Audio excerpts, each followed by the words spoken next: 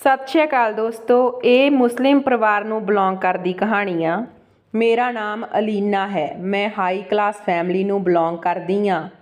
ਮੇਰੇ mummy papa ਮੈਨੂੰ ਬਹੁਤ ਪਿਆਰ ਕਰਦੇ ਸੀ ਕਿਉਂਕਿ ਮੈਂ ਉਹਨਾਂ ਦੀ ਪਹਿਲੀ ਅਤੇ ਇੱਕ ਹੀ ਬੇਟੀ ਸੀ। ਮੇਰੇ ਤੋਂ ਛੋਟਾ ਮੇਰਾ ਭਰਾ ਸੀ। ਮੇਰੇ ਪਾਪਾ ਨੂੰ ਕੁੜੀਆਂ ਬਹੁਤ ਚੰਗੀਆਂ ਲੱਗਦੀਆਂ ਸੀ, ਇਸ ਲਈ ਮੇਰੇ ਪਾਪਾ ਮੇਰੇ ਭਰਾ ਨਾਲੋਂ ਜ਼ਿਆਦਾ ਪਿਆਰ ਮੈਨੂੰ ਕਰਦੇ ਸੀ। ਮੇਰਾ ਭਰਾ ਮੇਰੇ ਤੋਂ ਪੂਰੇ 10 ਸਾਲ ਛੋਟਾ ਸੀ। ਉਹ ਅਜੇ 6 ਕਲਾਸ ਵਿੱਚ ਪੜ੍ਹਦਾ ਸੀ ਜਦ ਕਿ ਮੇਰੀ ਪੜ੍ਹਾਈ ਕੰਪਲੀਟ ਹੋ ਗਈ ਸੀ। ਮੇਰੇ ਪੇਰੈਂਟਸ ਜਲਦੀ ਤੋਂ ਜਲਦੀ ਮੇਰਾ ਵਿਆਹ ਕਰਨਾ ਚਾਹੁੰਦੇ ਸੀ। ਮੇਰੀ ਉਮਰ ਦੀਆਂ ਕੁੜੀਆਂ ਦੇ ਵਿਆਹ ਹੋਣੇ ਸ਼ੁਰੂ ਹੋ ਗਏ ਸੀ। ਮੇਰੇ ਪੇਰੈਂਟਸ ਕਹਿੰਦੇ ਸੀ ਕਿ ਜਦੋਂ ਕੁੜੀਆਂ ਦੀ ਪੜ੍ਹਾਈ ਕੰਪਲੀਟ ਹੋ ਜਾਂਦੀ ਆ ਤਾਂ ਉਹਨਾਂ ਦਾ ਵਿਆਹ ਕਰ ਦੇਣਾ ਚਾਹੀਦਾ। ਸਾਡੇ ਵੈਸੇ ਵੀ ਕੁੜੀਆਂ ਦਾ ਵਿਆਹ ਜਲਦੀ ਕਰ ਦਿੰਦੇ ਸੀ। ਮੈਂ ਬਹੁਤ ਖੁਸ਼ ਸੀ ਕਿਉਂਕਿ ਮੇਰੇ ਪੇਰੈਂਟਸ ਨੇ ਮੇਰੇ ਲਈ ਹਮੇਸ਼ਾ ਚੰਗਾ ਹੀ ਫੈਸਲਾ ਲਿਆ ਸੀ। ਸਾਡਾ ਕੋਈ ਵੀ ਰਿਸ਼ਤੇਦਾਰ ਨਹੀਂ ਸੀ। ਸਾਡੇ ਘਰ 'ਚ ਕੋਈ ਵੀ ਆਉਂਦਾ ਜਾਂਦਾ ਨਹੀਂ ਸੀ। ਮੇਰੇ ਪਾਪਾ ਨੇ ਮੈਨੂੰ ਇਹੀ ਦੱਸਿਆ ਸੀ ਕਿ ਸਾਡਾ ਕੋਈ ਰਿਸ਼ਤੇਦਾਰ ਨਹੀਂ ਹੈ ਕਿਉਂਕਿ ਨਾ ਤਾਂ ਮੇਰੇ ਪਾਪਾ ਦੀ ਕੋਈ ਭੈਣ ਸੀ ਅਤੇ ਨਾ ਹੀ ਕੋਈ ਭਰਾ। ਮੇਰੇ ਦਾਦਾ ਦਾਦੀ ਤਾਂ ਬਹੁਤ ਸਮਾਂ ਪਹਿਲਾਂ ਹੀ ਇਸ ਦੁਨੀਆ ਤੋਂ ਚਲੇ ਗਏ ਸੀ। ਸ਼ਾਇਦ ਉਸ ਸਮੇਂ ਤਾਂ ਮੈਂ ਪੈਦਾ ਵੀ ਨਹੀਂ ਹੋਈ ਸੀ। ਇੱਕ ਦਿਨ ਸਾਡੇ ਘਰ ਮਹਿਮਾਨ ਆਏ ਸੀ।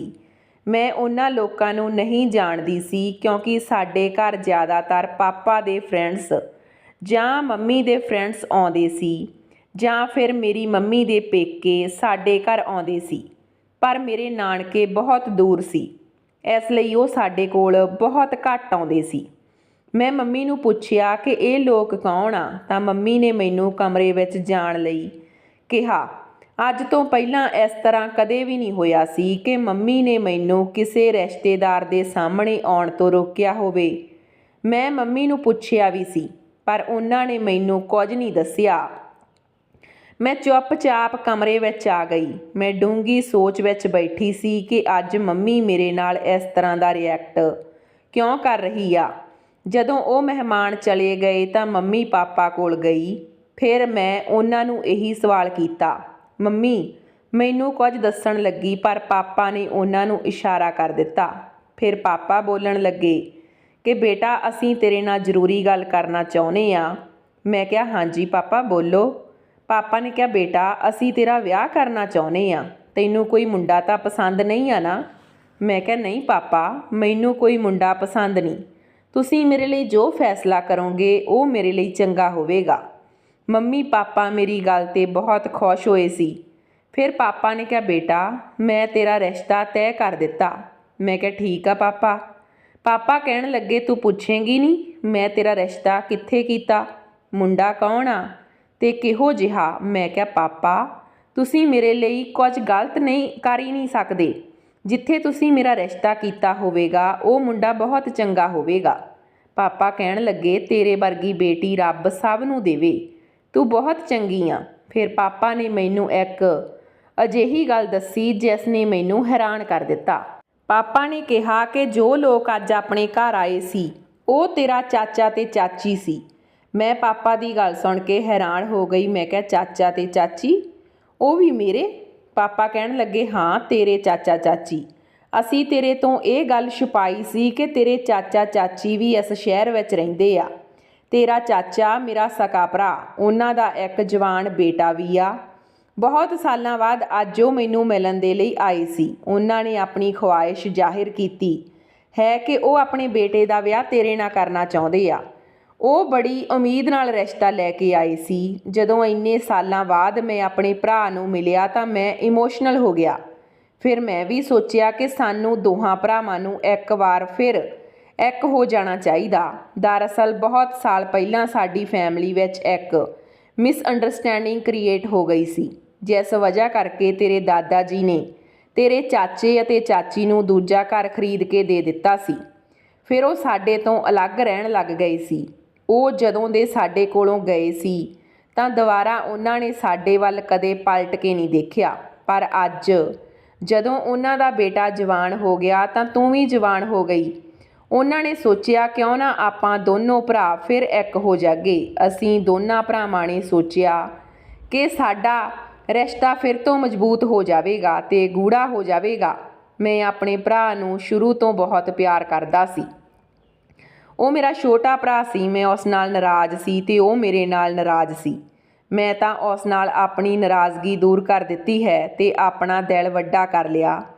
ਮੈਂ ਅੱਜ ਵੀ ਉਸ ਨੂੰ ਬਹੁਤ ਪਿਆਰ ਕਰਦਾ। ਉਸ ਦੀ ਜੋ ਨਾਰਾਜ਼ਗੀ ਸੀ ਉਹ ਦਾਦਾ ਜੀ ਦੇ ਨਾਲ ਸੀ।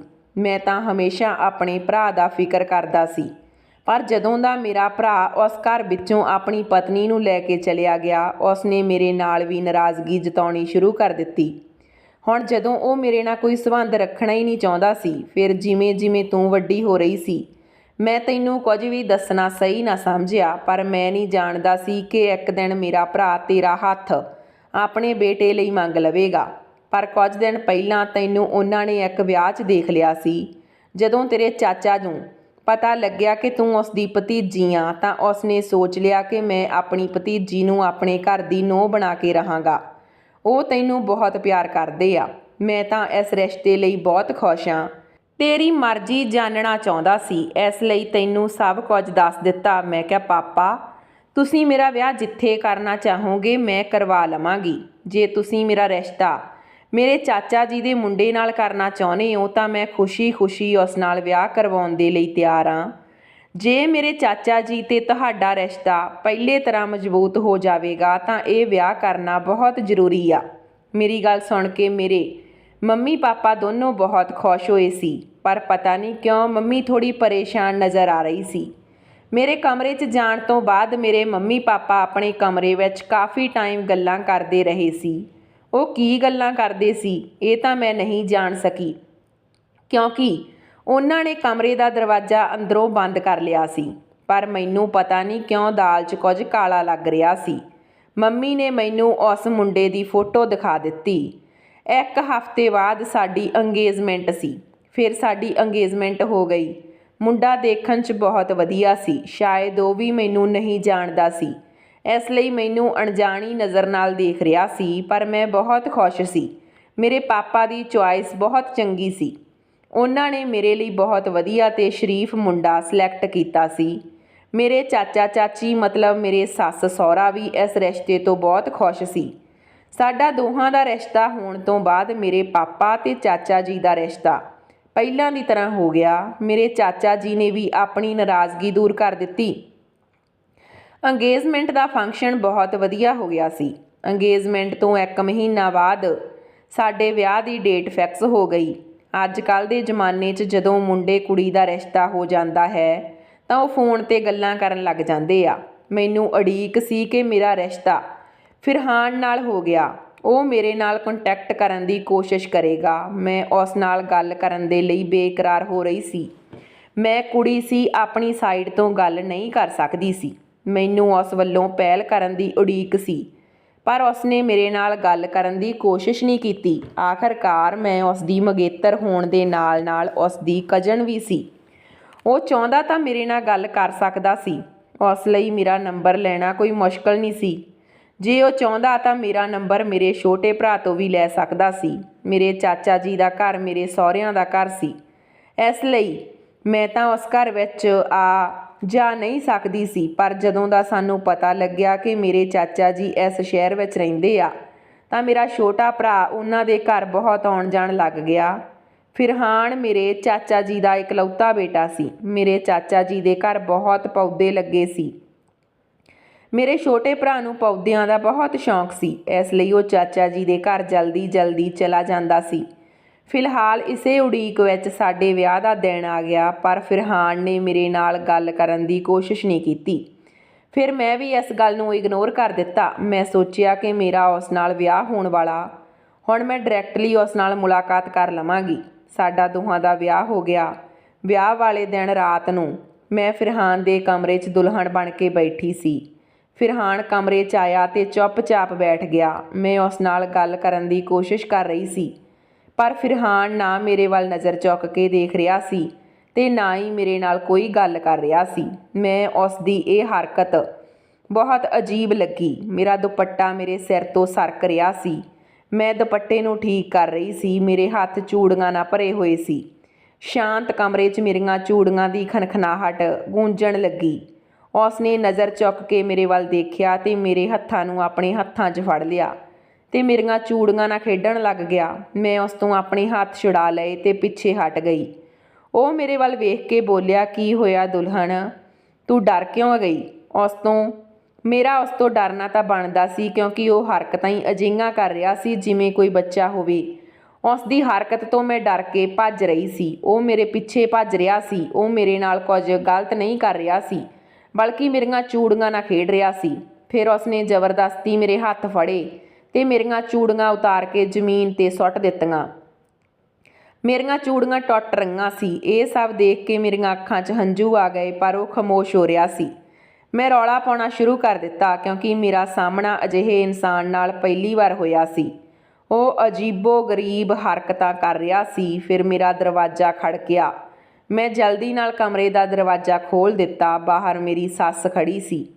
ਮੈਂ ਉਸਦੇ ਗਲ ਨਾਲ ਲੱਗ ਗਈ ਤੇ ਰੋਣ ਲੱਗੀ। ਉਸਨੇ ਕਿਹਾ, ਕੀ ਹੋਇਆ? ਮੈਂ ਕਿਹਾ, ਦੇਖੋ, ਫਿਰਹਾਨ ਅਜੀਬ ਹਰਕਤਾਂ ਕਰ ਰਿਹਾ। ਮੇਰੀਆਂ ਚੂੜੀਆਂ ਲਾਹ ਕੇ ਤੋੜ ਦਿੱਤੀਆਂ। ਫਿਰ ਮੇਰੀ ਸੱਸ ਨੇ ਫਿਰਹਾਨ ਨੂੰ ਝਿੜਕਿਆ ਤੇ ਉਸ ਨੂੰ ਬੈੱਡ 'ਤੇ ਬੈਠਣ ਲਈ ਕਿਹਾ। ਮੈਂ ਹੈਰਾਨੀ ਨਾਲ ਦੇਖ ਰਹੀ ਸੀ। ਫਿਰਹਾਨ ਆਪਣੀ ਮਾਂ ਦੀ ਇੱਕ ਝਿੜਕ 'ਤੇ ਚੁੱਪਚਾਪ ਬੈੱਡ 'ਤੇ ਬੈਠ ਗਿਆ। ਫਿਰ ਮੇਰੀ ਸੱਸ ਨੇ ਮੇਰੀ ਗਲ 'ਤੇ ਜ਼ੋਰ ਨਾਲ ਥੱਪੜ ਮਾਰਿਆ ਤੇ ਕਿਹਾ, ਉੱਚੀ ਉੱਚੀ ਰੌਲਾ ਪਾਉਣ ਦੀ ਕੀ ਜ਼ਰੂਰਤ ਸੀ?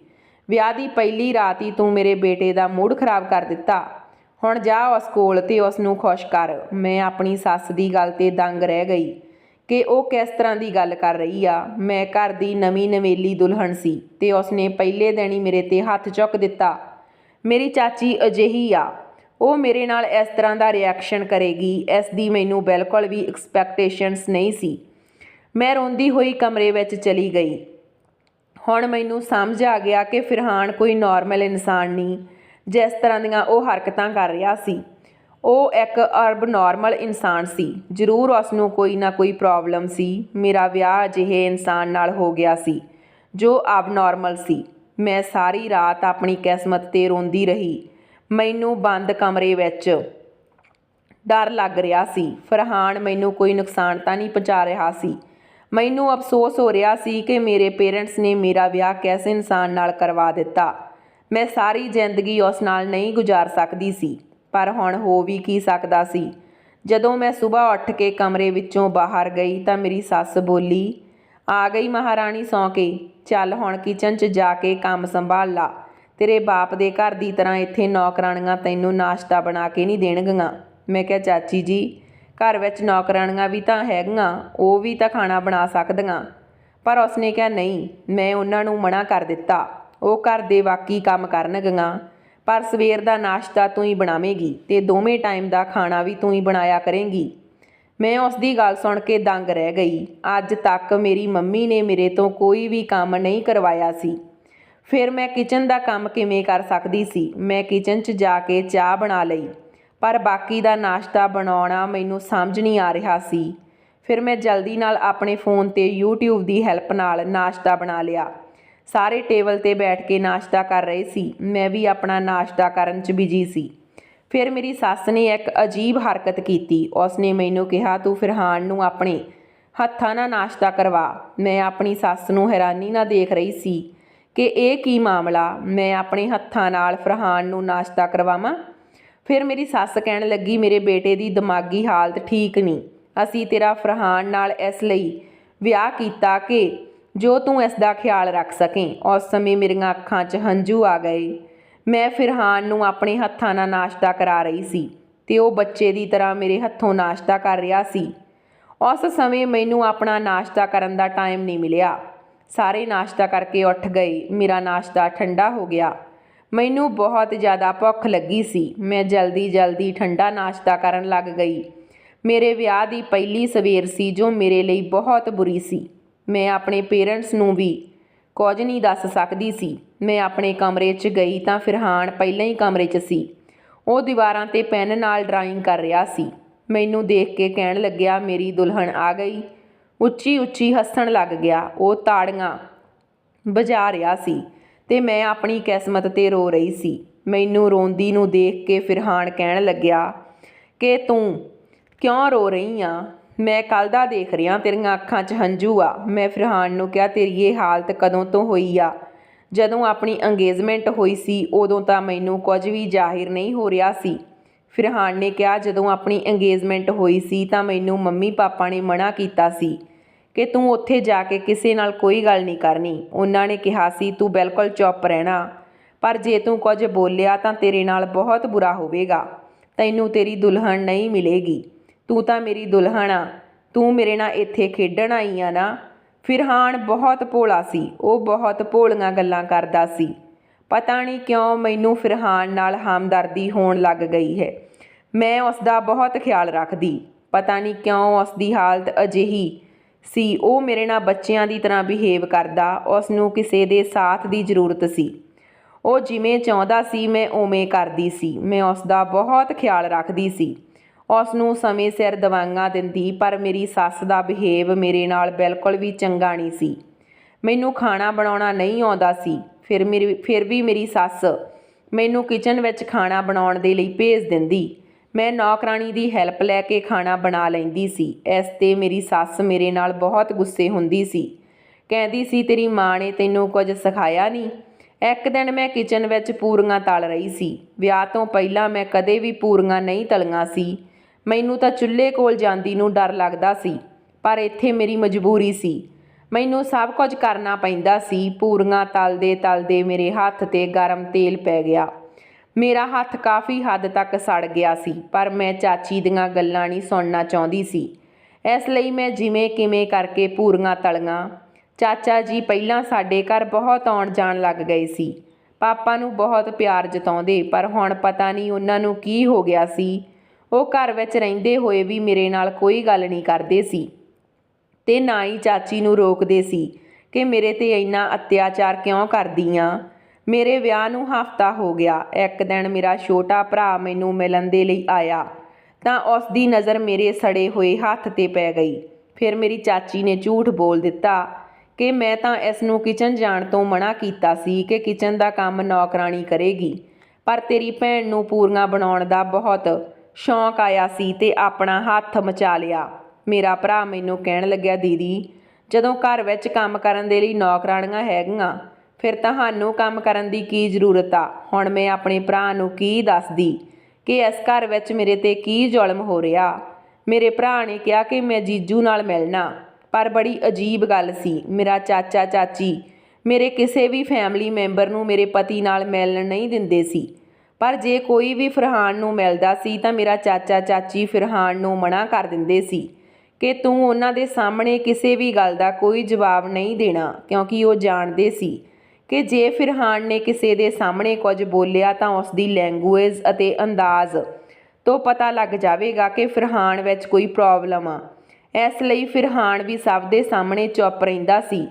ਮੇਰੀ ਫੈਮਿਲੀ ਅਤੇ ਮੇਰਾ ਭਰਾ ਸਮਝਦੇ ਸੀ ਕਿ ਫਰਹਾਨ ਬਹੁਤ ਹੀ ਸਿੱਧਾ ਸਾਦਾ ਮੁੰਡਾ, ਪਰ ਉਹ ਤਾਂ ਮੈਂ ਜਾਣਦੀ ਸੀ ਕਿ ਫਰਹਾਨ ਕਿਹੋ ਜਿਹਾ। ਮੇਰਾ ਭਰਾ ਨੂੰ ਮੇਰੇ ਚਾਚਾ ਚਾਚੀ ਨੇ ਕਿਹਾ ਕਿ ਫਰਹਾਨ ਘਰ ਵਿੱਚ ਨਹੀਂ ਆ, ਉਹ ਆਫਿਸ ਗਿਆ, ਜਦ ਕਿ ਫਰਹਾਨ ਤਾਂ ਘਰ ਵਿੱਚ ਹੀ ਮੌਜੂਦ ਸੀ। ਮੇਰੀ ਸੱਸ ਫਰਹਾਨ ਨੂੰ ਕਮਰੇ ਵਿੱਚੋਂ ਨਹੀਂ ਨਿਕਲਣ ਦਿੰਦੀ ਸੀ। ਉਸ ਦੇ ਸਾਰੇ ਕੰਮਾਂ ਦੀ ਜ਼ਿੰਮੇਵਾਰੀ ਮੈਨੂੰ ਸੌਂਪ ਦਿੱਤੀ ਸੀ। ਜਦੋਂ ਮੇਰਾ ਭਰਾ ਵਾਪਸ ਚਲਿਆ ਗਿਆ ਤਾਂ ਮੇਰੀ ਸੱਸ ਨੇ ਮੈਨੂੰ ਵਾਲਾਂ ਤੋਂ ਫੜ ਲਿਆ ਤੇ ਮਾਰਨਾ ਸ਼ੁਰੂ ਕਰ ਦਿੱਤਾ। ਇੱਕ ਤਾਂ ਮੈਂ ਆਪਣੇ ਹੱਥ ਦੀ ਵਜ੍ਹਾ ਕਰਕੇ ਤਕਲੀਫ ਵਿੱਚ ਸੀ, ਦੂਜਾ ਮੇਰੀ ਸੱਸ ਮੇਰੇ 'ਤੇ ਜ਼ੁਲਮ ਕਰ ਰਹੀ ਸੀ। ਮੇਰੀ ਸੱਸ ਨੇ ਕਿਹਾ ਕਿ ਜੇ ਮੇਰੇ ਬਾਰੇ ਜਾਂ ਆਪਣੇ ਪਤੀ ਬਾਰੇ ਕਿਸੇ ਨੂੰ ਕੁਝ ਦੱਸਿਆ ਤਾਂ ਤੇਰੇ ਨਾਲ ਬਹੁਤ ਬੁਰਾ ਹੋਵੇਗਾ ਤੇ ਆਪਣੇ ਭਰਾ ਨੂੰ ਇੱਥੇ ਆਉਣ ਤੋਂ ਜਿੰਨਾ ਹੋ ਸਕੇ ਰੋਕਿਆ ਕਰ। ਜਦੋਂ ਤੇਰਾ ਭਰਾ ਇੱਥੇ ਆਉਣਾ ਚਾਹੁੰਦਾ ਹੈ ਤਾਂ ਤੂੰ ਆਪਣੀ ਮੰਮੀ ਨੂੰ ਫੋਨ ਕਰਕੇ ਮਨ੍ਹਾ ਕਰ ਦਿਆ ਕਰ। ਜੇ ਤੇਰੇ ਪੇਰੈਂਟਸ ਵੀ ਇੱਥੇ ਆਉਣਾ ਚਾਹੁਣ, ਉਹਨਾਂ ਨੂੰ ਵੀ ਕੋਈ ਬਹਾਨਾ ਬਣਾ ਦਿਆ ਕਰ। ਮੇਰੀ ਸੱਸ ਨੇ ਮੇਰੇ ਤੋਂ ਮੋਬਾਈਲ ਵੀ ਖੋਹ ਲਿਆ। ਉਸ ਨੇ ਕਿਹਾ ਕਿ ਜਦੋਂ ਤੇਰੇ ਪੇਰੈਂਟਸ ਦੀ ਕਾਲ ਆਊਗੀ ਤਾਂ ਮੈਂ ਤੇਰੀ ਗੱਲ ਖੁਦ ਕਰਵਾ ਦੇਵਾਂਗੀ। ਪਤਾ ਨਹੀਂ ਉਹ ਮੇਰੇ ਨਾਲ ਇਹ ਸਭ ਕਿਉਂ ਕਰ ਰਹੇ ਸੀ। ਇੱਕ ਦਿਨ ਮੈਂ ਉਹਨਾਂ ਨੂੰ ਪੁੱਛਿਆ ਕਿ ਤੁਸੀਂ ਮੇਰੇ ਨਾਲ ਇਹ ਸਲੂਕ ਕਿਉਂ ਕਰ ਰਹੇ ਹੋ, ਆਖਰ ਮੈਂ ਤੁਹਾਡਾ ਕੀ ਵਿਗਾੜਿਆ। ਉਸ ਸਮੇਂ ਮੇਰਾ ਸਹੁਰਾ ਸਾਹਿਬ ਵੀ ਘਰ ਵਿੱਚ ਮੌਜੂਦ ਸੀ ਤਾਂ ਉਹਨਾਂ ਨੇ ਕਿਹਾ ਅਸੀਂ ਤੇਰੇ ਤੋਂ ਆਪਣਾ ਬਦਲਾ ਲੈ ਰਹੇ ਹਾਂ। ਮੈਂ ਉਹਨਾਂ ਦੀ ਗੱਲ ਨਹੀਂ ਸਮਝ ਸਕੀ। ਫਿਰ ਉਹਨਾਂ ਨੇ ਮੈਨੂੰ ਦੱਸਿਆ ਕਿ ਜਿਸ ਘਰ ਵਿੱਚ ਤੇਰਾ ਬਾਪ ਰਹਿੰਦਾ ਉਹ ਘਰ ਵਿੱਚ ਸਾਡਾ ਵੀ ਹਿੱਸਾ। ਸਾਨੂੰ ਇਸ ਛੋਟੇ ਜਿਹੇ ਘਰ 'ਚ ਭੇਜ ਦਿੱਤਾ ਤੇ ਆਪ ਕਿੰਨੇ ਵੱਡੇ ਬੰਗਲੇ 'ਚ ਰਹਿੰਦਾ। ਮੈਂ ਕਿਹਾ ਚਾਚਾ ਜੀ, ਫਿਰ ਇਸ ਵਿੱਚ ਮੇਰੀ ਕੀ ਗਲਤੀ ਆ। ਚਾਚੇ ਨੇ ਕਿਹਾ, ਤੇਰੀ ਇਸ ਵਿੱਚ ਕੋਈ ਗਲਤੀ ਨਹੀਂ, ਤੈਨੂੰ ਤਾਂ ਅਸੀਂ ਆਪਣਾ ਹਿੱਸਾ ਲੈਣ ਲਈ ਮੋਹਰਾ ਬਣਾਇਆ। ਹੁਣ ਤੂੰ ਆਪਣੇ ਬਾਪ ਕੋਲ ਜਾ ਕੇ ਉਸ ਤੋਂ ਉਹ ਕਾਗਜ਼ਾਤ ਲੈ ਕੇ ਆ ਜਿਸ ਘਰ ਵਿੱਚ ਉਹ ਰਹਿ ਰਿਹਾ। ਮੈਂ ਚਾਚਾ ਜੀ ਦੀ ਗੱਲ ਸੁਣ ਕੇ ਹੈਰਾਨ ਰਹਿ ਗਈ। ਮੈਂ ਕਿਹਾ, ਦੱਸੋ ਜੀ, ਤੁਸੀਂ ਇਹ ਕੀ ਕਹਿ ਰਹੇ ਹੋ? ਮੈਂ ਇਹ ਸਭ ਨਹੀਂ ਕਰ ਸਕਦੀ। ਚਾਚਾ ਜੀ ਨੇ ਕਿਹਾ, ਜੇ ਤੂੰ ਇਹ ਨਹੀਂ ਕਰ ਸਕਦੀ ਤਾਂ ਫਿਰ ਮੈਂ ਆਪਣੇ ਬੇਟੇ ਤੋਂ ਤੈਨੂੰ ਡਿਵੋਰਸ ਦਵਾ ਦੇਵਾਂਗਾ ਅਤੇ ਸਭ ਨੂੰ ਇਹ ਕਹਿ ਦੇਵਾਂਗਾ ਕਿ ਤੇਰੀ ਮੇਰੇ ਬੇਟੇ ਨਾਲ ਨਹੀਂ ਬਣਦੀ। ਤੂੰ ਦਵਾਈਆਂ ਦੇ ਕੇ ਸਾਡੇ ਬੇਟੇ ਨੂੰ ਦਿਮਾਗ ਖਰਾਬ ਕਰ ਦਿੱਤਾ, ਉਸ ਨੂੰ ਪਾਗਲ ਬਣਾ ਦਿੱਤਾ ਅਤੇ ਹੁਣ ਇਹ ਘਰ ਛੱਡ ਕੇ ਜਾ ਰਹੀ ਹਾਂ। ਮੈਂ ਤੈਨੂੰ ਬਦਨਾਮ ਕਰ ਦੇਵਾਂਗਾ। ਤੂੰ ਕਿਸੇ ਨੂੰ ਮੂੰਹ ਦਿਖਾਉਣ ਦੇ ਲਾਇਕ ਨਹੀਂ ਰਹੇਗੀ, ਪਰ ਜੇ ਤੂੰ ਮੇਰਾ ਕੰਮ ਕਰ ਦੇਵੇਂਗੀ ਤਾਂ ਮੈਂ ਤੈਨੂੰ ਕੁਝ ਨਹੀਂ ਕਹਾਂਗਾ। ਮੈਂ ਚਾਚਾ ਜੀ ਨੂੰ ਕਿਹਾ, ਚਾਚਾ ਜੀ, ਇਹ ਕੰਮ ਤੁਸੀਂ ਖੁਦ ਵੀ ਤਾਂ ਕਰ ਸਕਦੇ ਹੋ। ਤੁਸੀਂ ਪਾਪਾ ਨਾਲ ਪਿਆਰ ਨਾਲ ਗੱਲ ਕਰ ਲਓ ਅਤੇ ਆਪਣਾ ਹਿੱਸਾ ਮੰਗ ਲਓ। ਤੁਹਾਨੂੰ ਮੈਨੂੰ ਇਸਤੇਮਾਲ ਕਰਨ ਦੀ ਕੀ ਜ਼ਰੂਰਤ ਸੀ? ਤੁਸੀਂ ਨਹੀਂ ਜਾਣਦੇ, ਤੁਸੀਂ ਮੇਰੇ ਨਾਲ ਬਹੁਤ ਬੁਰਾ ਕੀਤਾ, ਮੇਰੇ ਨਾਲ ਧੋਖਾ ਕੀਤਾ, ਮੇਰੀ ਜ਼ਿੰਦਗੀ ਬਰਬਾਦ ਕਰ ਦਿੱਤੀ। ਪਰ ਮੈਂ ਤੁਹਾਡਾ ਕੀ ਵਿਗਾੜਿਆ ਸੀ? ਮੈਂ ਤਾਂ ਫਿਰ ਵੀ ਤੁਹਾਡੇ ਪਾਗਲ ਬੇਟੇ ਨਾਲ ਜ਼ਿੰਦਗੀ ਗੁਜ਼ਾਰਨ ਦੇ ਲਈ ਤਿਆਰ ਹਾਂ ਕਿਉਂਕਿ ਉਹ ਮੈਨੂੰ ਚੰਗਾ ਲੱਗਣ ਲੱਗ ਗਿਆ। ਚਾਚਾ ਜੀ ਨੇ ਕਿਹਾ, ਜ਼ਿਆਦਾ ਬਕਵਾਸ ਕਰਨ ਦੀ ਜ਼ਰੂਰਤ ਨਹੀਂ। ਜੋ ਤੈਨੂੰ ਕਿਹਾ ਜਾ ਕੇ ਉਹ ਕਰ। ਜਾਂ ਆਪਣੇ ਬਾਪ ਨਾਲ ਗੱਲ ਕਰ। ਉਸਨੇ ਬਹੁਤ ਸਾਲ ਪਹਿਲਾਂ ਮੇਰੇ ਨਾਲ ਧੋਖਾ ਕੀਤਾ ਸੀ ਅਤੇ ਅੱਜ ਵੀ ਮੇਰੇ ਹਿੱਸੇ 'ਤੇ ਕਬਜ਼ਾ ਕਰਕੇ ਬੈਠਾ। ਮੇਰੀ ਸੱਸ ਨੇ ਵੀ ਮੈਨੂੰ ਬਹੁਤ ਗੱਲਾਂ ਸੁਣਾਈਆਂ ਸੀ। ਉਹ ਲੋਕ ਮੈਨੂੰ ਮੇਰੇ ਪੇਕੇ ਘਰ ਜਾਣ ਦੇ ਲਈ ਫੋਰਸ ਕਰ ਰਹੇ ਸੀ। ਮੈਂ ਇਹ ਸਭ ਕੁਝ ਸੋਚ ਰਹੀ ਸੀ ਤਾਂ ਫਰਹਾਨ ਦੀ ਨਜ਼ਰ ਮੇਰੇ ਹੱਥ 'ਤੇ ਗਈ ਅਤੇ ਕਹਿਣ ਲੱਗਿਆ, ਦੁਲਹਣ, ਤੇਰੇ ਹੱਥ ਨੂੰ ਕੀ ਹੋਇਆ? ਮੈਂ ਉਸ ਨੂੰ ਕੁਝ ਨਹੀਂ ਦੱਸਿਆ। ਫਰਹਾਨ ਮੈਨੂੰ ਪੁੱਛ ਰਿਹਾ ਸੀ ਕਿ ਕੀ ਹੋਇਆ, ਤੂੰ ਹਰ ਸਮੇਂ ਰੋਂਦੀ ਕਿਉਂ ਰਹਿੰਦੀ ਆ? ਮੈਂ ਉਸ ਨੂੰ ਕਿਹਾ ਕਿ ਤੇਰੇ ਪੇਰੈਂਟਸ ਨੇ ਮੇਰੇ ਨਾਲ ਬਹੁਤ ਗਲਤ ਕੀਤਾ। ਹੁਣ ਉਹ ਚਾਹੁੰਦੇ ਆ ਕਿ ਮੈਂ ਆਪਣੇ ਪਾਪਾ ਤੋਂ ਪ੍ਰਾਪਰਟੀ ਦੇ ਪੇਪਰ ਲਿਆ ਕੇ ਦੇਵਾਂ। ਮੇਰੀ ਗੱਲ ਸੁਣ ਕੇ ਪਤਾ ਨਹੀਂ ਕਿਉਂ ਉਸ ਵਕਤ ਫਰਹਾਨ ਦੀਆਂ ਅੱਖਾਂ 'ਚ ਹੰਝੂ ਆ ਗਏ ਅਤੇ ਕਹਿਣ ਲੱਗਿਆ, ਮੇਰੇ ਮੰਮੀ ਪਾਪਾ ਬਹੁਤ ਗੰਦੇ ਆ, ਉਹ ਮੈਨੂੰ ਵੀ ਬਿਲਕੁਲ ਪਿਆਰ ਨਹੀਂ ਕਰਦੇ। ਮੈਂ ਜਾਣਦਾ ਹਾਂ ਕਿ ਤੂੰ ਉਹਨਾਂ ਤੋਂ ਤੰਗ ਆ ਗਈ ਆਂ, ਪਰ ਤੂੰ ਮੇਰੀ ਦੁਲਹਣ ਆ, ਤੂੰ ਮੈਨੂੰ ਛੱਡ ਕੇ ਕਿਤੇ ਨਾ ਜਾਵੀਂ। ਫਰਹਾਨ ਨੇ ਮੇਰੀਆਂ ਅੱਖਾਂ 'ਚ ਹੰਝੂ ਸਾਫ਼ ਕੀਤੇ ਅਤੇ ਮੈਨੂੰ ਕਹਿਣ ਲੱਗਿਆ, ਤੈਨੂੰ ਮੇਰੇ ਕੋਲ ਆਏ ਥੋੜ੍ਹੇ ਦਿਨ ਹੋਏ ਆ, ਪਰ ਮੈਨੂੰ ਤੇਰੀ ਆਦਤ ਹੋ ਗਈ। ਤੂੰ ਬਹੁਤ ਚੰਗੀ ਆ, ਮੇਰਾ ਬਹੁਤ ਖਿਆਲ ਰੱਖਦੀ ਆ। ਫਰਹਾਨ ਬਹੁਤ ਮਾਸੂਮ ਚਿਹਰੇ ਨਾਲ ਇਹ ਗੱਲਾਂ ਕਰ ਰਿਹਾ ਸੀ। ਮੈਂ ਉਸ ਨੂੰ ਕਿਹਾ, ਤੂੰ ਫਿਕਰ ਨਾ ਕਰ, ਮੈਂ ਤੈਨੂੰ ਛੱਡ ਕੇ ਕਿਤੇ ਨਹੀਂ ਜਾਵਾਂਗੀ।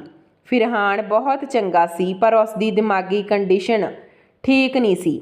ਉਸ ਨੇ ਕਦੇ ਵੀ ਮੈਨੂੰ ਨੁਕਸਾਨ ਪਹੁੰਚਾਉਣ ਦੀ ਕੋਸ਼ਿਸ਼ ਨਹੀਂ ਕੀਤੀ। ਉਹ ਬੁਰਾ ਨਹੀਂ ਸੀ, ਬੁਰੇ ਸੀ ਤਾਂ ਬਸ ਉਹਦੇ ਪੇਰੈਂਟਸ। ਉਸ ਵਿਚਾਰੇ ਨੂੰ ਵੀ ਉਸ ਦੇ ਪੇਰੈਂਟਸ ਪ੍ਰਾਪਰਟੀ ਲਈ ਇਸਤੇਮਾਲ ਕਰ ਰਹੇ ਸੀ। ਸਾਨੂੰ ਦੋਹਾਂ ਨੂੰ ਪ੍ਰਾਪਰਟੀ ਹਾਸਲ ਕਰਨ ਦੇ ਲਈ ਉਹਨਾਂ ਨੇ ਮੋਹਰਾ ਬਣਾਇਆ ਸੀ। ਸਾਡੀ ਦੋਹਾਂ ਦੀ ਕੀ ਗਲਤੀ ਸੀ? ਮੇਰਾ ਸੱਸ ਸਹੁਰਾ ਮੈਨੂੰ ਕਾਫੀ ਹੱਦ ਤੱਕ ਫੋਰਸ ਕਰ ਚੁੱਕੇ ਸੀ ਕਿ ਮੈਂ ਆਪਣੇ ਪੇਕੇ ਪ੍ਰਾਪਰਟੀ ਦੇ ਪੇਪਰ ਲੈਣ ਜਾਵਾਂ। ਉਹਨਾਂ ਨੇ ਮੈਨੂੰ ਘਰ ਵਿੱਚ ਰਹਿਣਾ ਮੁਸ਼ਕਲ ਕਰ ਦਿੱਤਾ। ਹੁਣ ਮੈਂ ਵੀ ਚਾਹੁੰਦੀ ਸੀ ਕਿ ਮੈਂ ਪੂਰੀ ਗੱਲ ਆਪਣੇ ਮੰਮੀ ਪਾਪਾ ਨੂੰ ਦੱਸ ਦੇਵਾਂ। ਮੈਂ ਡਰਾਈਵਰ ਦੇ ਨਾਲ ਆਪਣੇ ਘਰ ਚਲੀ ਗਈ। ਮੈਂ ਮੰਮੀ ਪਾਪਾ ਨੂੰ ਲਿਪਟ ਕੇ ਬਹੁਤ ਰੋਈ।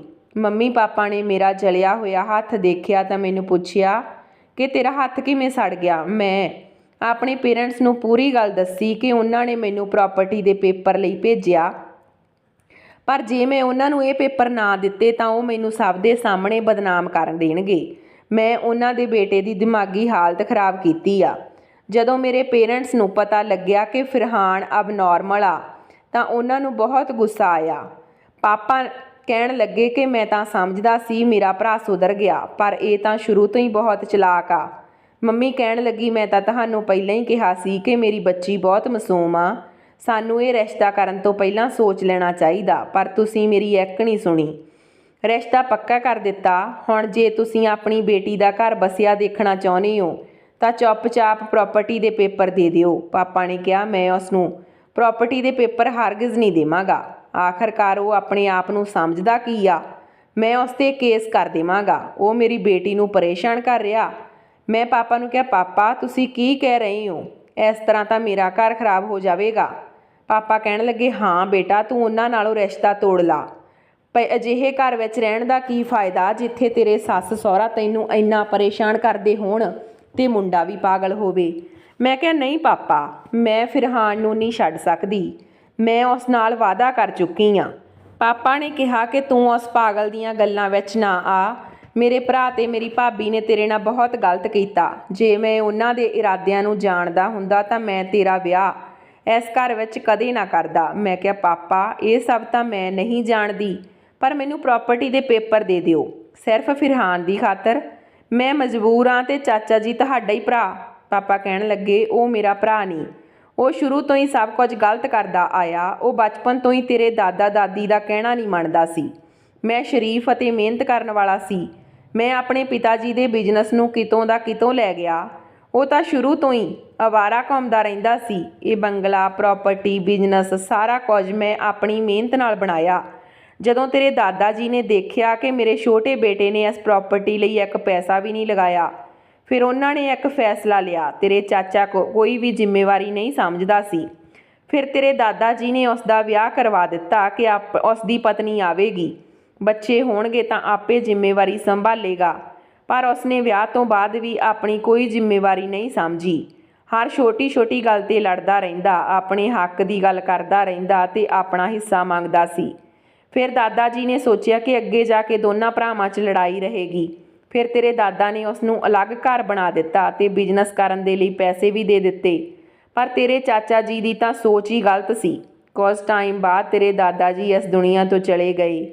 ਫਿਰ ਇਸ ਹਿਸਾਬ ਨਾਲ ਇਹ ਸਭ ਕੁਝ ਮੇਰਾ ਹੀ ਆ, ਕਿਉਂਕਿ ਮੈਂ ਆਪਣੀ ਮਿਹਨਤ ਨਾਲ ਬਣਾਇਆ। ਫਿਰ ਮੈਂ ਉਸ ਨੂੰ ਇਹ ਸਭ ਕੁਝ ਕਿਵੇਂ ਦੇ ਦੇਵਾਂ? ਮੈਂ ਨਹੀਂ ਜਾਣਦਾ ਸੀ ਕਿ ਇੰਨੇ ਸਾਲਾਂ ਦੀ ਪੁਰਾਣੀ ਦੁਸ਼ਮਣੀ ਤੇਰੇ ਚਾਚਾ ਮੇਰੇ ਨਾਲ ਇਸ ਤਰ੍ਹਾਂ ਕੱਢੇਗਾ। ਮੈਨੂੰ ਲੱਗਿਆ ਉਹ ਬੜੀ ਉਮੀਦ ਨਾਲ ਮੇਰੇ ਕੋਲ ਆਇਆ। ਉਸ ਨੇ ਕਿਹਾ ਸੀ ਕਿ ਮੈਂ ਤੇਰੀ ਬੇਟੀ ਨੂੰ ਆਪਣੀ ਬੇਟੀ ਬਣਾ ਕੇ ਰੱਖਾਂਗਾ, ਪਰ ਮੈਂ ਨਹੀਂ ਜਾਣਦਾ ਸੀ ਕਿ ਉਸ ਦਾ ਬੇਟਾ ਪਾਗਲ ਆ। ਬੇਟਾ ਮੈਨੂੰ ਮਾफ़ ਕਰ ਦੇ, ਮੈਂ ਤੈਨੂੰ ਪ੍ਰਾਪਰਟੀ ਦੇ ਪੇਪਰ ਨਹੀਂ ਦੇ ਸਕਦਾ। ਮੈਂ ਕਿਹਾ ਠੀਕ ਆ ਪਾਪਾ, ਫਿਰ ਮੈਂ ਇਵੇਂ ਹੀ ਜਾ ਕੇ ਚਾਚਾ ਜੀ ਨੂੰ ਦੱਸ ਦੇਵਾਂਗੀ। ਪਾਪਾ ਨੇ ਮੈਨੂੰ ਰੋਕਣ ਦੀ ਬਹੁਤ ਕੋਸ਼ਿਸ਼ ਕੀਤੀ, ਪਰ ਮੈਂ ਪਾਪਾ ਦੀ ਇੱਕ ਨਹੀਂ ਸੁਣੀ, ਕਿਉਂਕਿ ਉਹਨਾਂ ਨੇ ਵੀ ਮੇਰੀ ਗੱਲ ਨਹੀਂ ਮੰਨੀ ਸੀ। ਵੈਸੇ ਤਾਂ ਮੇਰੇ ਪਾਪਾ ਸਹੀ ਸੀ, ਕਿਉਂਕਿ ਇਹ ਸਭ ਕੁਝ ਉਹਨਾਂ ਦੀ ਮਿਹਨਤ ਦੀ ਕਮਾਈ ਸੀ। ਉਹਨਾਂ ਨੇ ਸਾਰੀ ਉਮਰ ਬਹੁਤ ਮਿਹਨਤ ਕੀਤੀ ਸੀ, ਪਰ ਜਦੋਂ ਇੱਕ ਵਾਰੀ ਮਿਹਨਤ ਕਰਕੇ ਇਨਸਾਨ ਕਾਮਯਾਬ ਹੋ ਜਾਂਦਾ ਤਾਂ ਸਾਰੀ ਜ਼ਿੰਦਗੀ ਸਕੂਨ ਨਾਲ ਰਹਿੰਦਾ। ਪਰ ਮੇਰੇ ਚਾਚਾ ਜੀ ਦੀ ਮਿਹਨਤ ਕਰਨ ਵਾਲਿਆਂ ਵਿੱਚੋਂ ਨਹੀਂ ਸੀ। ਮੇਰੇ ਦਾਦਾ ਜੀ ਨੇ ਉਹਨਾਂ ਨੂੰ ਅਲੱਗ ਕਰ ਦਿੱਤਾ ਸੀ। ਚਾਚਾ ਜੀ ਸਾਰੀ ਜ਼ਿੰਦਗੀ ਇਹੀ ਸਮਝਦੇ ਰਹੇ ਕਿ ਮੇਰੇ ਪਿਤਾ ਨੇ ਮੇਰੇ ਨਾਲ ਬੇਇਨਸਾਫੀ ਕੀਤੀ ਆ, ਜਦ ਕਿ ਦਾਦਾ ਜੀ ਦੇ ਹਿਸਾਬ ਨਾਲ ਮਿਹਨਤ ਨਾ ਕਰਨ ਵਾਲੇ ਬੇਟੇ ਨੂੰ ਵੀ ਉਹਨਾਂ ਦੇ ਰਹਿਣ ਦੇ ਲਈ ਛੱਤ ਦੇ ਦਿੱਤੀ ਸੀ। ਦਾਦਾ ਜੀ ਨੇ ਉਹਨਾਂ ਨੂੰ ਰਹਿਣ ਦੇ ਲਈ ਅਲੱਗ ਘਰ ਵੀ ਦਿੱਤਾ ਤੇ ਬਿਜ਼ਨਸ ਕਰਨ ਲਈ ਪੈਸੇ ਵੀ ਦਿੱਤੇ, ਪਰ ਉਹਨਾਂ ਨੇ ਆਪਣੀ ਜ਼ਿੰਦਗੀ 'ਚ ਕੁਝ ਨਹੀਂ ਕੀਤਾ। ਉਹਨਾਂ ਦੀ ਤਾਂ ਨਜ਼ਰ ਮੇਰੇ ਪਾਪਾ ਦੇ ਬੰਗਲੇ ਤੇ ਪ੍ਰਾਪਰਟੀ 'ਤੇ ਟਿਕੀ ਹੋਈ ਸੀ। ਜਦੋਂ ਮੈਂ ਆਪਣੇ ਸਹੁਰੇ ਘਰ ਵਾਪਸ ਆਈ ਤਾਂ ਮੇਰੇ ਸੱਸ ਸਹੁਰੇ ਨੂੰ ਪੂਰੀ ਉਮੀਦ ਸੀ ਕਿ ਮੇਰੇ ਪੇਰੈਂਟਸ ਨੇ ਆਪਣੇ ਬੇਟੀ ਦੀ ਬੁਰੀ ਹਾਲਤ ਦੇਖ ਕੇ ਉਸ ਨੂੰ ਪ੍ਰਾਪਰਟੀ ਦੇ ਪੇਪਰ ਦੇ ਦਿੱਤੇ ਹੋਣਗੇ, ਪਰ ਅਜਿਹਾ ਨਹੀਂ ਹੋਇਆ। ਫਿਰ ਮੇਰੇ ਸੱਸ ਸਹੁਰਾ ਕਹਿਣ ਲੱਗੇ ਕਿ ਹੁਣ ਸਾਨੂੰ ਦੂਜਾ ਰਸਤਾ ਅਪਣਾਉਣਾ ਪਵੇਗਾ। ਉਹ ਇਹ ਗੱਲ ਜਾਣਦੇ ਸੀ ਕਿ ਮੈਂ ਇਹ ਘਰ ਛੱਡ ਕੇ ਨਹੀਂ ਜਾਵਾਂਗੀ, ਕਿਉਂਕਿ ਮੇਰਾ ਉਹਨਾਂ ਦੇ ਬੇਟੇ ਨਾਲ ਵਿਆਹ ਹੋ ਚੁੱਕਿਆ।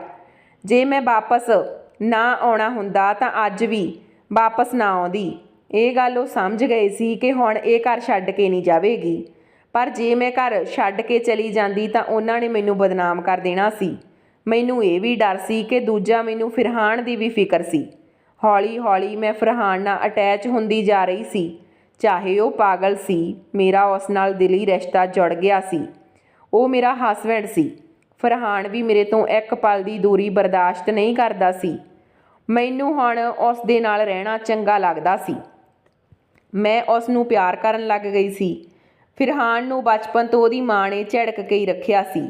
ਕਦੇ ਉਸ ਨੂੰ ਆਪਣੇ ਪੇਰੈਂਟਸ ਦਾ ਪਿਆਰ ਨਹੀਂ ਮਿਲਿਆ, ਕਿਉਂਕਿ ਉਸ ਦੇ ਪੇਰੈਂਟਸ ਬਹੁਤ ਲਾਲਚੀ ਸੀ। ਹਰ ਸਮੇਂ ਆਪਣਾ ਲਾਲਚ ਪੂਰਾ ਕਰਨ 'ਚ ਹੀ ਲੱਗੇ ਰਹਿੰਦੇ। ਫਿਰਹਾਨ ਨੂੰ ਪੈਦਾ ਕਰਕੇ ਉਸ ਦੇ ਪੇਰੈਂਟਸ ਨੇ ਨੌਕਰਾਂ ਦੇ ਹਵਾਲੇ ਕਰ ਦਿੱਤਾ ਸੀ।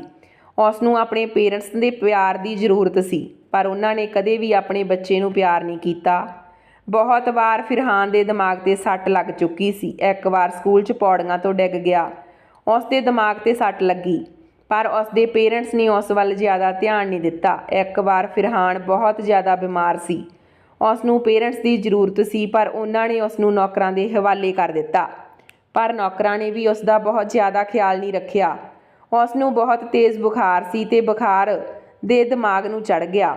ਇਹੀ ਵਜ੍ਹਾ ਸੀ ਕਿ ਫਿਰਹਾਨ ਦੀ ਦਿਮਾਗੀ ਹਾਲਤ ਖਰਾਬ ਹੋ ਗਈ ਸੀ। ਫਿਰਹਾਨ ਦੇ ਇਲਾਜ ਦੀ ਜ਼ਰੂਰਤ ਸੀ, ਪਰ ਉਸਦੇ ਪੇਰੈਂਟਸ ਨੇ ਜ਼ਿਆਦਾ ਧਿਆਨ ਨਹੀਂ ਦਿੱਤਾ। ਜਦੋਂ ਉਹਨਾਂ ਨੂੰ ਪਤਾ ਲੱਗਿਆ ਕਿ ਹੁਣ ਪਾਣੀ ਸਿਰ ਤੋਂ ਉੱਪਰੋਂ ਲੰਘ ਰਿਹਾ, ਫਰਹਾਨ ਦੀਆਂ ਪਾਗਲਪਣ ਵਾਲੀਆਂ ਹਰਕਤਾਂ ਵੱਧ ਰਹੀਆਂ, ਫਿਰ ਉਹਨਾਂ ਨੇ ਉਸਦਾ ਟਰੀਟਮੈਂਟ ਸ਼ੁਰੂ ਕਰਵਾਇਆ ਤਾਂ ਡਾਕਟਰ ਨੇ ਦੱਸਿਆ ਕਿ ਉਸਦਾ ਟਰੀਟਮੈਂਟ ਤਾਂ ਸਕਸੈਸਫੁਲ ਹੋ ਸਕਦਾ, ਪਰ ਉਸ ਨੂੰ ਪੂਰਾ ਪਿਆਰ ਮਿਲੇ, ਉਸ ਨੂੰ ਕੋਈ ਪੂਰਾ ਧਿਆਨ ਰੱਖ ਸਕੇ। ਪਰ ਉਸ ਦੇ ਪੇਰੈਂਟਸ ਨੇ ਸ਼ੁਰੂ ਤੋਂ ਹੀ ਉਸ ਨੂੰ ਡਰਾ ਧਮਕਾ ਕੇ ਰੱਖਿਆ ਸੀ। ਉਹ ਆਪਣੇ ਪੇਰੈਂਟਸ ਤੋਂ ਬਹੁਤ ਡਰਦਾ ਸੀ, ਬਿਲਕੁਲ ਮਾਸੂਮ ਬੱਚੇ ਦੀ ਤਰ੍ਹਾਂ ਹਰਕਤਾਂ ਕਰਦਾ, ਜਦ ਕਿ ਉਸ ਦੀ ਉਮਰ 27 ਸਾਲ ਹੋ ਚੁੱਕੀ ਸੀ। ਮੈਂ ਫਰਹਾਨ ਦੀ ਹਾਲਤ ਤੋਂ ਚੰਗੀ ਤਰ੍ਹਾਂ ਜਾਣੂ ਹੋ ਗਈ। ਉਸ ਨੂੰ ਬਚਪਨ ਵਿੱਚ ਪੇਰੈਂਟਸ ਦਾ ਪਿਆਰ ਨਹੀਂ ਮਿਲਿਆ ਸੀ। ਮੈਂ ਸੋਚ ਲਿਆ ਸੀ ਕਿ ਮੈਂ ਇਸ ਘਰ 'ਚ ਕਿਤੇ ਨਹੀਂ ਜਾਵਾਂਗੀ। ਮੇਰਾ ਵਿਆਹ ਫਰਹਾਨ ਨਾਲ ਹੋਇਆ ਹੈ ਅਤੇ ਮੈਂ ਉਸ ਨੂੰ ਠੀਕ ਕਰਕੇ ਹੀ ਰਵਾਂਗੀ, ਪਰ ਮੇਰੇ ਲਈ ਇਹ ਸਭ ਕੁਝ ਕਰਨਾ ਇੰਨਾ ਆਸਾਨ ਨਹੀਂ ਸੀ। ਚਾਚਾ ਚਾਚੀ ਬਹੁਤ ਬੁਰੇ ਸੀ। ਉਹ ਮੈਨੂੰ ਗੱਲ-ਗੱਲ 'ਤੇ ਬਲੈਕਮੇਲ ਕਰਦੇ। ਉਹ ਮੈਨੂੰ ਕਹਿੰਦੇ ਸੀ ਕਿ ਆਪਣੇ ਪਾਪਾ ਤੋਂ ਪ੍ਰਾਪਰਟੀ ਦੇ ਪੇਪਰ ਲੈ ਕੇ ਆਵੀਂ। ਮੈਂ ਵਾਰ-ਵਾਰ ਆਪਣੇ ਪਾਪਾ ਨੂੰ ਕਹਿ ਰਹੀ ਸੀ ਕਿ ਪਲੀਜ਼ ਪਾਪਾ, ਮੈਨੂੰ ਪ੍ਰਾਪਰਟੀ ਦੇ ਪੇਪਰ ਦੇ ਦਿਓ, ਮੇਰੀ ਜ਼ਿੰਦਗੀ ਸਕੂਨ ਨਾਲ ਗੁਜ਼ਰ ਜਾਵੇਗੀ। ਪਰ ਪਾਪਾ ਦੀ ਜਿੱਦ 'ਤੇ ਅੜੇ ਹੋਏ ਸੀ। ਉਹ ਆਪਣੇ ਭਰਾ ਤੋਂ ਬਦਲਾ ਲੈਣਾ ਚਾਹੁੰਦੇ ਸੀ, ਪਰ ਇਸ ਬਦਲੇ ਦੀ ਅੱਗ ਵਿੱਚ ਮੈਂ ਤੇ ਫਰਹਾਨ ਸੜ ਰਹੇ ਸੀ। ਜਦੋਂ ਫਰਹਾਨ ਦੀ ਮੰਮੀ ਮੇਰੇ 'ਤੇ ਹੱਥ ਚੁੱਕਦੀ ਤਾਂ ਫਰਹਾਨ ਮੂਹਰੇ ਖੜ ਜਾਂਦਾ। ਫਿਰ ਉਸ ਦੀ ਮੰਮੀ ਉਸ ਨੂੰ ਵੀ ਮਾਰਦੀ ਕਿ ਤੇਰੀ ਇਸ ਕੁੜੀ ਨੂੰ ਬਚਾਉਣ ਦੀ ਹਿੰਮਤ ਕਿਵੇਂ ਹੋਈ। ਪਰ ਫਰਹਾਨ ਹੁਣ ਸਮਝ ਗਿਆ ਕਿ ਇਸ ਘਰ ਵਿੱਚ ਮੇਰੀ ਵਾਈਫ ਨਾਲ ਬਹੁਤ ਗਲਤ ਹੋ ਰਿਹਾ। ਪਰ ਉਹ ਵਿਚਾਰਾ ਕੁਝ ਵੀ ਨਹੀਂ ਕਰ ਸਕਦਾ ਸੀ। ਦੋਨੋਂ ਭਰਾਵਾਂ ਦੀ ਲੜਾਈ 'ਚ ਮੈਂ ਤੇ ਫਰਹਾਨ ਦੁਖੀ ਹੋ ਕੇ ਰਹਿ ਗਏ। ਫਰਹਾਨ ਬਹੁਤ ਪਰੇਸ਼ਾਨ ਰਹਿੰਦਾ। ਮੈਂ ਉਸ ਦਾ ਬਹੁਤ ਫਿਕਰ ਹੋ ਰਿਹਾ ਸੀ। ਇੱਕ ਦਿਨ ਮੈਂ ਫਰਹਾਨ ਦੇ ਲਈ ਇੱਕ ਫੈਸਲਾ ਲਿਆ। ਇੱਕ ਰਾਤ ਨੂੰ ਮੈਂ ਫਰਹਾਨ ਨੂੰ ਲੈ ਕੇ ਘਰੋਂ ਭੱਜ ਗਈ, ਆਪਣੇ ਕਿਸੇ ਫਰੈਂਡ ਦੇ ਘਰ ਚਲੀ ਗਈ ਅਤੇ ਉਸ ਨੂੰ ਪੂਰੀ ਗੱਲ ਦੱਸੀ। ਉਸ ਨੂੰ ਵੀ ਫਰਹਾਨ ਦੇ ਲਈ ਅਫਸੋਸ ਹੋਇਆ ਅਤੇ ਉਸ ਨੇ ਮੈਨੂੰ ਵੀ ਕਿਹਾ ਕਿ ਸੱਚਮੁੱਚ ਤੇਰੇ ਨਾਲ ਵੀ ਬਹੁਤ ਬੁਰਾ ਹੋਇਆ। ਮੇਰੀ ਫਰੈਂਡ ਨੇ ਮੇਰਾ ਸਾਥ ਦੇਣ ਲਈ ਹਾਂ ਕਰ ਦਿੱਤੀ। ਫਿਰ ਮੈਂ ਆਪਣੇ ਪਾਪਾ ਨੂੰ ਕਾਲ ਕਰਕੇ ਦੱਸ ਦਿੱਤਾ ਕਿ ਮੈਂ ਘਰ ਛੱਡ ਕੇ ਚਲੀ ਗਈ ਹਾਂ, ਮੈਂ ਘਰ ਵਾਪਸ ਨਹੀਂ ਆਵਾਂਗੀ। ਤੁਹਾਡੇ ਦੋਵਾਂ ਭਰਾਵਾਂ ਦੀ ਲੜਾਈ ਕਰਕੇ ਫਰਹਾਨ ਦੀ ਹਾਲਤ ਵਿਗੜ ਰਹੀ ਸੀ ਅਤੇ ਅਸੀਂ ਦੋਨਾਂ ਪਤੀ ਪਤਨੀ ਤੁਹਾਡੀ ਲੜਾਈ 'ਚ ਪਿਸ ਰਹੇ ਸੀ। ਹੁਣ ਮੈਂ ਫਰਹਾਨ ਨੂੰ ਠੀਕ ਕਰਨਾ ਚਾਹੁੰਦੀ ਹਾਂ। ਜਦੋਂ ਫਰਹਾਨ ਪੂਰੀ ਤਰ੍ਹਾਂ ਠੀਕ ਹੋ ਜਾਵੇਗਾ, ਫਿਰ ਮੈਨੂੰ ਤੁਹਾਡੀ ਕਿਸੇ ਵੀ ਦੀ ਜ਼ਰੂਰਤ ਨਹੀਂ। ਮੇਰੇ ਪਾਪਾ ਨੇ ਮੈਨੂੰ ਬਹੁਤ ਪੁੱਛਿਆ ਕਿ ਤੂੰ ਕਿੱਥੇ ਆ, ਪਰ ਮੈਂ ਆਪਣੇ ਪਾਪਾ ਨੂੰ ਕੁਝ ਨਹੀਂ ਦੱਸਿਆ। ਆਖਰਕਾਰ ਉਹਨਾਂ ਨੂੰ ਵੀ ਅਹਿਸਾਸ ਹੋਣਾ ਚਾਹੀਦਾ ਸੀ ਕਿ ਸਾਡੀ ਲੜਾਈ ਕਰਕੇ ਸਾਡੇ ਬੱਚਿਆਂ 'ਤੇ ਕੀ ਅਸਰ ਹੋ ਰਿਹਾ। ਮੇਰੀ ਫਰੈਂਡ ਨੇ ਆਪਣੇ ਪੈਸਿਆਂ ਨਾਲ ਫਰਹਾਨ ਦਾ ਇਲਾਜ ਕਰਵਾਉਣਾ ਸ਼ੁਰੂ ਕਰ ਦਿੱਤਾ। ਮੇਰੇ ਮੰਮੀ ਪਾਪਾ ਸਾਨੂੰ ਲੱਭ ਰਹੇ ਸੀ। ਮੈਂ ਘਰੋਂ ਭੱਜਣ ਦਾ ਫੈਸਲਾ ਬਿਲਕੁਲ ਸਹੀ ਕੀਤਾ, ਕਿਉਂਕਿ ਜਦੋਂ ਤੱਕ ਅਸੀਂ ਉਸ ਘਰ ਵਿੱਚ ਰਹਿੰਦੇ ਉਹਨਾਂ ਨੂੰ ਸਾਡੀ ਤਕਲੀਫ ਦਾ ਅਹਿਸਾਸ ਨਹੀਂ ਹੋਣਾ ਸੀ। ਹੌਲੀ-ਹੌਲੀ ਫਰਹਾਨ ਵੀ ਰਿਕਵਰ ਹੋ ਰਿਹਾ ਸੀ ਤੇ ਮੈਂ ਵੀ ਜੌਬ ਕਰਨੀ ਸ਼ੁਰੂ ਕਰ ਦਿੱਤੀ। ਉਹਨਾਂ ਪੈਸਿਆਂ ਨਾਲ ਸਾਡੇ ਘਰ ਦਾ ਖਰਚਾ ਪਾਣੀ ਚੱਲਣ ਲੱਗਿਆ ਤੇ ਮੈਂ ਆਪਣੇ ਪਤੀ ਨੂੰ ਹੌਲੀ-ਹੌਲੀ ਠੀਕ ਕਰ ਲਿਆ। ਮੈਨੂੰ ਹੁਣ ਇੱਥੇ ਬੰਬੇ 'ਚ ਰਹਿੰਦੇ ਹੋਏ 20 ਸਾਲ ਹੋ ਗਏ ਆ ਤੇ ਮੇਰੇ ਘਰਦਿਆਂ ਨੂੰ ਮੇਰੇ ਤੇ ਮੇਰੇ ਪਤੀ ਬਾਰੇ ਕੁਝ ਨਹੀਂ ਪਤਾ ਕਿ ਅਸੀਂ ਕਿੱਥੇ ਆ ਤੇ ਕਿੱਥੇ ਨਹੀਂ। ਕਦੇ-ਕਦੇ ਸੋਚਦੀ ਹਾਂ ਕਿ ਪ੍ਰਾਪਰਟੀ ਦੇ ਚੱਕਰ 'ਚ ਉਹਨਾਂ ਨੇ ਸਾਡੇ ਦੋਹਾਂ ਦੀ ਲਾਈਫ ਨੂੰ ਬਰਬਾਦ ਕਰ ਦਿੱਤਾ। ਜੇ ਉਹ ਚਾਹੁੰਦੇ ਤਾਂ ਫਰਹਾਨ ਦਾ ਇਲਾਜ ਘਰ ਵਿੱਚ ਵੀ ਕਰਵਾ ਸਕਦੇ ਸੀ, ਪਰ ਉਹਨਾਂ ਨੂੰ ਤਾਂ ਸਿਰਫ ਪੈਸੇ ਨਾਲ ਮਤਲਬ ਸੀ। ਮੈਂ ਰੱਬ ਅੱਗੇ ਇਹੀ ਅਰਦਾਸ ਕਰਦੀ ਹਾਂ ਕਿ ਅਜਿਹੇ ਪੇਰੈਂਟਸ ਦੇ ਘਰੇ ਕਦੇ ਬੱਚੇ ਜਨਮ ਨਾ ਲੈਣ ਜੋ ਸਿਰਫ ਪੈਸੇ ਵੱਲ ਧਿਆਨ ਦਿੰਦੇ ਆ ਤੇ ਆਪਣੇ ਬੱਚਿਆਂ ਵੱਲ ਨਹੀਂ। ਸੋ ਦੋਸਤੋ, ਇਹ ਸੀ ਸਾਡੀ ਅੱਜ ਦੀ ਕਹਾਣੀ। ਕਿਵੇਂ ਦੀ ਲੱਗੀ ਲਾਈਕ ਸ਼ੇਅਰ ਕਰਕੇ ਜ਼ਰੂਰ ਜਾਇਓ। ਜੇ ਚੈਨਲ 'ਤੇ ਕਹਾਣੀ ਨੂੰ ਪਹਿਲੀ ਵਾਰ ਸੁਣ ਰਹੇ ਹੋ ਤਾਂ ਚੈਨਲ ਨੂੰ ਸਬਸਕ੍ਰਾਈਬ ਕਰਿਓ। ਮਿਲਦੇ ਹਾਂ ਨਵੀਂ ਕਹਾਣੀ ਦੇ ਨਾਲ, ਤਦ ਤੱਕ ਰੱਬ ਰਾਖਾ।